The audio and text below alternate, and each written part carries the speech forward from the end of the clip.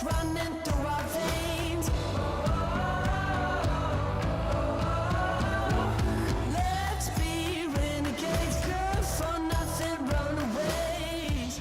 That girl got her own bed. Zora DeHorter, CSA, is a Nigerian-born, British-raised, independent film, television, and commercial casting director. Since joining the board, Zora is proud to be contributory in the formation of the CSA BIPOC, Black Indigenous People of Color Alliance.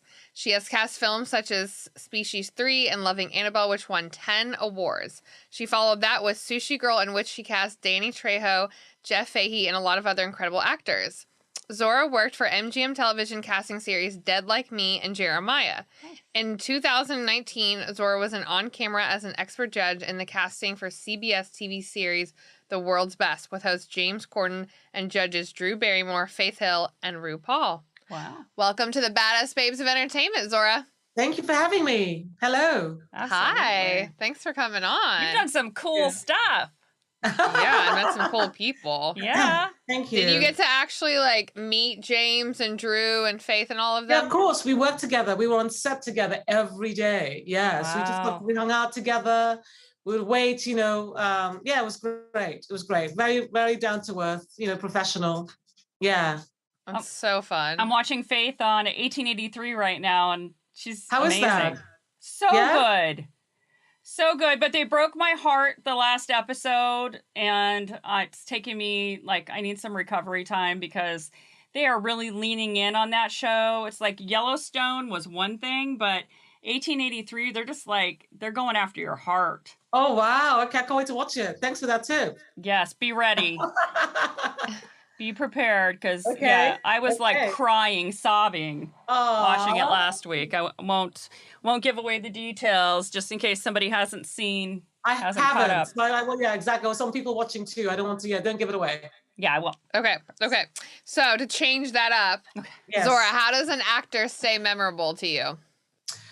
Well, the way that an actor stays memorable to me is by doing the work, showing up on time, first of all. In fact, not even on time, getting to the audition early. So that way you can completely get in your space, you can get ready, you can be prepared mentally and physically for what's going on in the space. Or even if, we're doing Zoom auditions now, or doing EcoCast live auditions now. And sometimes it can be technical. And I hate to say it, not all actors are technically minded. They're so creative that their mind gets a little bit blah, blah, blah when they see anything that's technical. Right. So get there early, show up memorized and prepared. And when I say prepared, I don't mean knowing your material inside and out, but also knowing who you're auditioning for. I mean, luckily you're an actor now where you can just go on Google and you can find out anything. I mean, when I was acting way back, a long, long time ago, you had to go to the library, you had to call people to find out who these people were. But now you just go on Google, you find out everything. So please, actor, there's nothing better than being really informed, knowing who you're auditioning for, who the producer is, who the director is, who the casting director is, what they've done before. So that way you walk into the space completely confident. There's nothing worse, because I also coach actors. And sometimes I'll be coaching an actor for an audition. I go, who's the casting director? Oh, I don't know. Come on, how can you not know who the casting director you're auditioning for? You're laughing, but I'm shocked by how often that happens. Yep. So please, guys, because that way you go into the space completely confident. And also it's flattering. You can say, oh, Zora, I saw Loving Annabelle. Oh, you did? Brownie points for you. Right there, you've engaged the casting director or the director, whoever it is. So please be, prepared on every level. So like I said, come early, be prepared on every level, and also knowing how to leave the space. As soon as you're done, say thank you and leave. And there's nothing more uncomfortable than having an actor not know how to leave a space. Right. You're like, get out. That's another thing that happens. That's another thing that happens too. Yeah, I've actually heard that. There was a casting director that once, told the kids, thank you means get out. Oh my God. Yeah. Have you ever had to And do we'll that? let you know. If we want you to stay, we'll let you know. We'll actually give you redirection, et cetera, et cetera. So be prepared for that too. And another thing too, if you do get a redirect, please don't get all heady and think, oh no, I screwed up. No, it's not about that. It's about, let's see what else they can bring to the table. Can they take direction? Because don't forget, I'm the casting director. So I have to direct you and get you ready for the director. So sometimes I may throw an adjustment just to see how well you can take direction. So please don't get thrown by that. Just, listen and do it. Take a breath and then just do it. Have you ever had to do that where now I'm interested, like, thank you means get out? I haven't actually maybe used those words, get out. I mean, that's not, I went to boarding school in England. I don't think I would say get out. I would say, I would say something, a little more polite than that, but I would say, thank you so much. No, that's it. You did great. Thank you. Or something along those lines. It's like, yeah, you did great. You're done. So polite. Bye-bye. Yeah. Well, the reality is, I have to say, though, just because I say thank you does not mean it's bad. It just means you may have done all that was needed and you may actually be getting a call back. So don't assume because you hear thank you that it's necessarily a negative. It may be that, well, you know what? That person did exactly what was needed. I don't need to see anything else. Or I don't know what else to do. Right. And that was just what was needed to be done. Thank you. So it doesn't always mean that, you've lost, it's a rejection. So please don't take it that way. It may just be that you did what we needed to do, or that's all we need to see right now. And for whatever reason, maybe visually you weren't the right person, but don't always take it as a negative. Okay, please, guys? Absolutely. We got it. We got it. We won't ever do it. Yeah, seriously. No. I think that's why for sometimes it's hard for an actor to leave the room, because they automatically, when they hear a thank you, they automatically think it's a negative. And they want to do more, as opposed to just saying thank you back and leaving. Has taped audition changed your process for casting at all? No, that's another thing that's fascinating about taped auditions. For some reason, people have this idea that it just started. We've been doing taped auditions for a long, long time. I mean, I've been doing so. Oh, I'm so sorry. No. The pup has something to say to that as well. He has an opinion. What kind of doggy do you have? It's just a little. He's a Jack Russell Chihuahua mix. Aww. Only 13 pounds, but he thinks he's huge. Yes, thinks he's a Rottweiler and he has to protect you. I understand. To be honest with you, I'm kind of grateful, actually. I kind of like the dog barking because he makes me hypervigilant. Yeah, exactly. So sorry, you asked me, the question was what? If just self-tapes have changed your process in casting. Self-tapes, that's right. Yeah. And I'm surprised by this question because self-taping has been happening for a long time. I mean, people act like it's brand new. Like it's brand new, but it's been around for years because there are times when actors are not in town, they're working on something else, so they have to send a self-tape, or whatever reason, there's always been self-taping. I mean, now obviously that's all we're doing. Besides that and Zoom or EcoCast or some kind of virtual audition. But self-tapes have been around for a long time and I'm used to it. In fact, to be honest with you, what I found has happened is self-taping has gotten better. I think because people are now not having to drive everywhere. They're at home a lot of times or in a space where they're able to take more time. Because we do have time now. We're not rushing around. I think in Los Angeles, I'm not sure. Are you guys based in Los Angeles? Yes. Okay. So as you know, in Los Angeles, a lot of times is spent driving. You spend so much time in your car. And that can be stressful because LA drivers are so mean to each other. You indicate, they speed up, they honk at you. So it can really affect your chi and your energy when you come into an audition. Now you get to stay home or stay in your living quarters and you can do your self-tape and take your time with it. So I'm actually finding the self-tapes are much slicker. They're better quality. I mean, but obviously now you're seeing a lot more demos about self-taping. You can go on YouTube now. And I mean, I even do teachings on self-tapes and how to do good self-tapes and what's expected in a self-tape. But ultimately, I feel like people are getting much better. They're taking the time. They're much cleaner. The edits are better.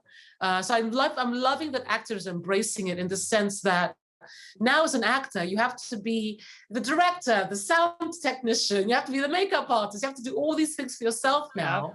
And I actually think it helps you understand the craft, the business of production. So why not, as an actor, learn more of that stuff? So I think a lot of actors are embracing self-tapes and getting better with it. And I like it. I actually don't mind spending all day looking at tapes because, like I said, now actors are taking the time to actually do the proper work. So I look forward to it now. And then you don't have to say thank you. You can just turn it off. Exactly. And scene.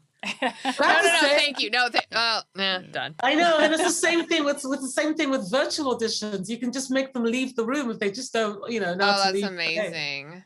So that That's feels so safer funny. too, because another thing, when I'm doing auditions, a lot of times I'm doing them by myself. And there's nothing more uncomfortable than, having an actor not leave. And you say, you can leave. Yeah, thank you. No, I want to do it again. And they have that tone. You're like, oh my God, I'm actually really afraid for my life right now. Oh God, yeah. Do it, but you can't even engage because now you're so terrified. You can't even enjoy the second take. You know what I mean? So I actually like virtual because now if it's a problem, I can just just hit the leave button. Yeah. Sorry, guys. Well, so what's the craziest story that you can tell us about shocking or funny audition, whether it was self-tape or in person? Well, I think I kind of said it, to be honest with you. It's just that, when I was doing auditions before doing virtual, a lot of times I'm doing the pre-reads by myself, in a room by myself. And there are times when I don't always feel safe. That's an sad. Actor's energy. Yeah, it's scary. When an actor's energy, or like I said, just, no, I want to do it. I'm going to do it again. And they say it in such a way, like, okay, oh. And you just, put on the smile, okay. But inside you're shaking and you're trying to be calm. And like I said, those people, just so you know, those people who force it on you, a lot of times I can't even enjoy it or be present because I'm now really uncomfortable. Yeah, and it's like, and you're not going to call them back in because you don't know if they're exactly a little crazy. Yeah. Exactly. Do you call their reps?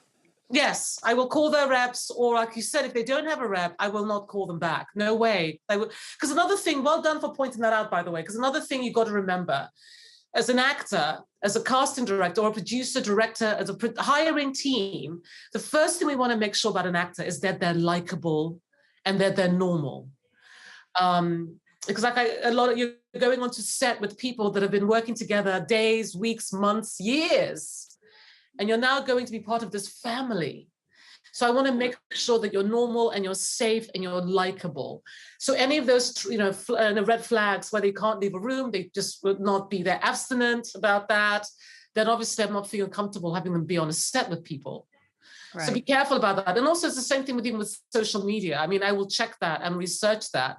Because as you know, it's still cancel culture. If you say something or, have some bad ideas out there, it can affect the whole crew and cast. And it's not just about you guys, unfortunately. Yeah. It's about everybody. It's about the team. And if production stops, it not only affects you, it affects everybody that's part of that, which can be hundreds of people at times, depending on how big the production is. So we have to always make sure that you're a normal, likable person. So please be careful what you put out to the world and how you come across. Always want to be likable. Yeah, that's really good advice. Yeah, absolutely. All of our clients, we constantly, tell them, give them advice and things, to do and not to do. But that's, we always say, your social media, be careful. Don't put anything out there, that could come back to bite you. And it's same thing. I'm not saying you can't be who you are, but there's a part to be professional. And luckily, all these social media sites, you can have multiple accounts. So have one that's public, that, that's an acting, because as an actor, mm-hmm. I always tell an actor, you've got to be comfortable being a public figure. Because ultimately, I know when I do my deals, a lot of the deals will say, you have to go to festivals, you have to go to screenings, so that way you can be representing the company and the project. Mm-hmm. So you have to be comfortable being a public figure. So what I suggest, if you do have a certain life or opinion about something, have a private page for that, when, only you and your friends or those people that want to see that will see it. You know what I mean? If you want to have some sexy shots, go for it, but have that private for only certain people. But your public page should be something that a casting director, producer, director can go and see and go, oh, so that's what they're into. What's what they like to do, cooking shows. They like to do this. They also have a kid. They have a dog, so we can get a sense of, who you are and get a sense of your character, which is also a good thing. Why not? So definitely, have public pages, but also you've got to have a private, public page, mm-hmm. But have separate private pages if you have other stuff going on. No, that's really, really smart. Our show's sponsor today is Roasted Luxury. And this coffee is so freaking good. I can't even begin to tell you. You'll never have to leave home again for coffee. And it's organic, fair trade, and small business, which you know we love. This is a good thing. They offer honey processed coffee, which means that the coffee is naturally sweeter. So you badass babes can add less sugar and have that second or third cup without the guilt, which we also love. Go to roastedluxury.com and use promo code BABES15 for 15% off your entire order. And you can feel good about helping a local business person who is also a badass babe. Yes. So thanks so much to Roasted Luxury for being our very first sponsor on Badass Babes of Entertainment. So for our last question, we always put this out to everybody. We'd like you to do a shout out to a badass babe in your world that has helped to, support you and elevate you on your journey. Oh, wow. I have a lot of badass babes. You can do more than one.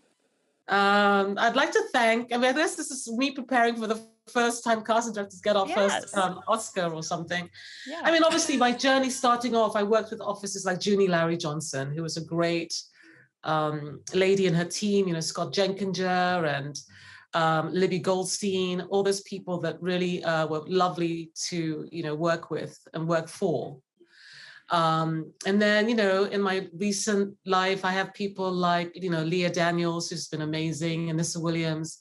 I have some great people in my life that have been really supportive and helpful. I could probably name more, and I can't think off the top of my head right now, and I apologize. That's awesome. Well, you can come back on again and then make that list. Like when people forget in their Oscar speeches and they go, "Oh no, I forgot my husband."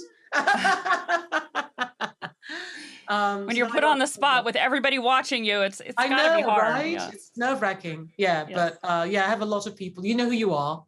Thank you for being so supportive. And yeah. So how long have you had your doggy? He's a rescue. We've had him for about 4 years now, I think.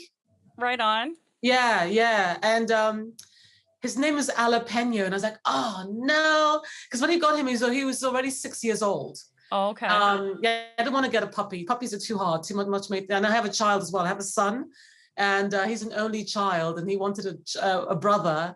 And I'm getting you a dog instead, darling. Hey, close enough, right? And I was like, Jalapeno, that's awful name. She could see that I was mortified by the name, and she said, but he does go by Peno. And I'm like, okay, Peno I can live with. So his name is Peno. But if people don't go Peno, I'll go Jalapeno to explain what Peno means. So that's my dog. He's adorable. Aww. He's our little watchdog, 13-pound watchdog. Yeah. So are you the alpha in the house? Are you the one that he always goes to? Yeah, because I'm, the food provider too, generally speaking. So it's whoever's providing the food. Yeah. That's who he latches onto. That's how they are, right? Yeah. So do you think you'll get another one, or are you just like having one? No, it's enough. Between a child, because my child is not even a teenager yet. So okay. I have 2 babies to look after. It's a lot. Single mom, you know how it is. Oh, yes, absolutely. I understand. My baby's going to be 21 this year. Oh my gosh, well done. You started young. You did it young. It's so crazy. But now I have 3 dogs. So 3 dogs and 1 human child. So yeah, he considers the dogs his siblings. So that's worked out. Definitely. And how long have you guys been doing this together? For a year. Yep. Just about a year. What made you start it? We did a whole website relaunch, and we, everybody was doing podcasts, and we thought, okay, maybe we should do one just to get more information out about who we are, because we're like an all-woman business. And yeah, I love that. And so we thought, well, it would be fun to do something. And then once we started doing it, it really kind of took on a life of its own, and became this vehicle to help uplift other women in the industry, and to give people the chance to do a shout out for each other, people that they'd worked with, and their moms and their daughters, and just this like female empowerment and, you know, just really I love that. I love that. celebrating it. I know. When I get the privilege of working with an all-female production, it's amazing. It's amazing. It's not doesn't happen very often. I think it's getting better, to be honest. I like do to think it's too. getting better. And even with diversity, with Black, Latina, Latina product, I just love it. I love it. There's something about that really feels, I don't want men. I love working with you, but there's something safe about, female energy. Yeah. But It's obviously, just different. I work. Yeah, but working with men, I'm just about to start a production, and it's all guys, and it's great. But when you get a female team from DP all the way through, writer, director, producers, it's amazing. I love that. And it's nice that we're seeing more of that, because it's, the stories are told differently. Yeah. And it's just from a completely different perspective. And I love that so much, because just the way, especially if it's a female-centric story being told by a woman, you get a different vibe from it. Yeah, not just only for me. I feel like the cinematography, the camera work and stuff like that. But it's a female angle too. That's nice. That's refreshing as well. Yes, that's refreshing when you see that.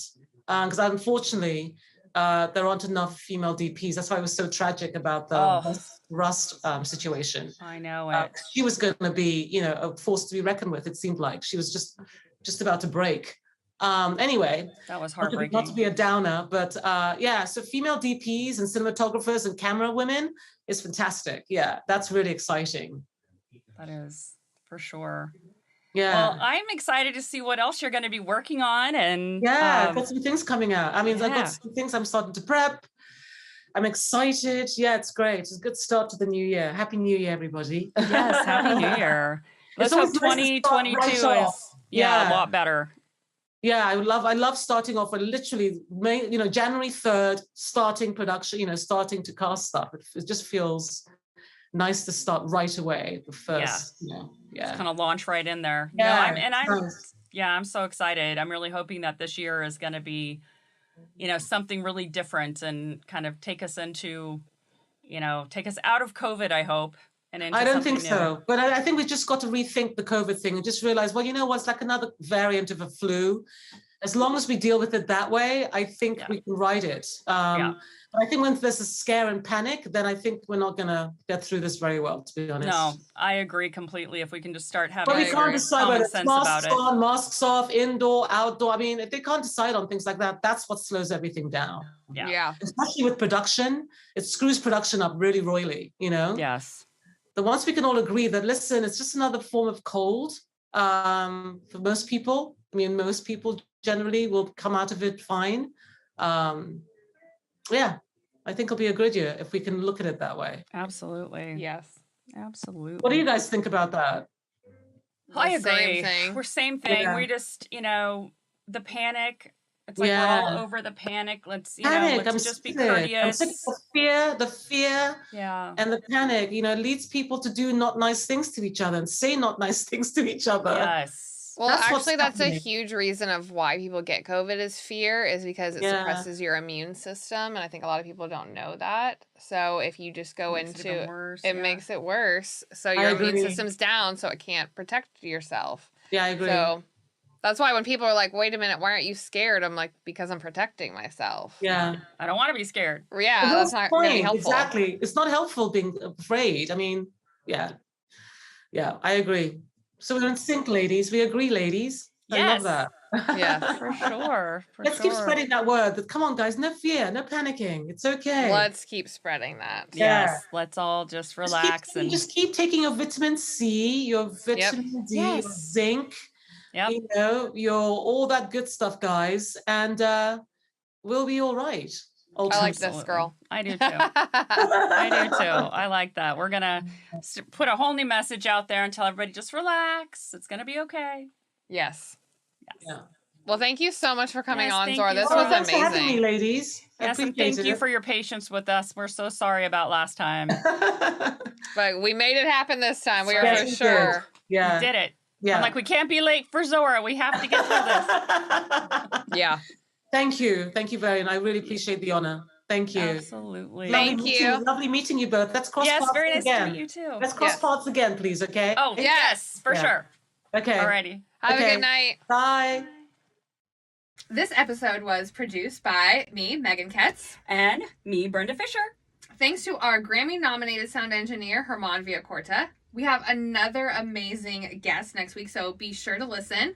If there's a topic you would like us to cover, message us on Instagram at Babes of Entertainment, also on Facebook, Babes of Entertainment, and on Twitter, Babe_podcast. And now TikTok, Babes of Entertainment on TikTok. Woo, woo, woo. This podcast was produced by RSA Entertainment and Rogue Matter. Join the movement. Go Rogue. Bad girl with a good heart. Lost boy got a fresh start. And she's my gasoline. Slick chrome on the Mustang. Drop top, no we don't play. 'Cause I'm her nicotine.